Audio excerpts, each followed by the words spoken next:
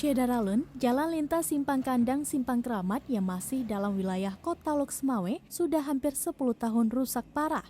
Bahkan kini sudah ada badan jalan yang longsor, yakni tepatnya pada simpang jalan masuk ke SMK Negeri 8 Kota Loksmawe. Untung saja warga telah memberi rambu di lokasi longsor tersebut, sehingga bisa menghindari terjadinya kecelakaan bagi pelintas. Untuk diketahui, jalan lintas Simpang Kandang Simpang Keramat masuk dalam wilayah Aceh Utara dan Kota Loksmawe.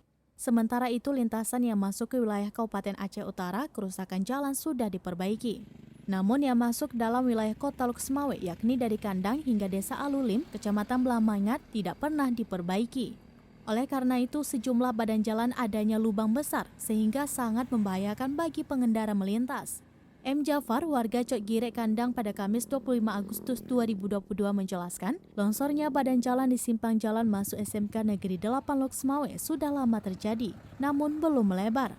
Sempat terjadi kecelakaan beberapa kali, terutama pengendara sepeda motor yang tidak tahu adanya longsor di lokasi tersebut. Namun dalam 2 hari terakhir, kondisi longsor semakin membesar, ditambah di samping longsor juga ada jalan berlubang sehingga sangat membahayakan pengendara. Warga di sana pun mengharapkan agar pemerintah Kota Loksmawe bisa segera memperbaiki kerusakan jalan tersebut. Dari Loksmawe, Saiful Bahri, Serambi On TV.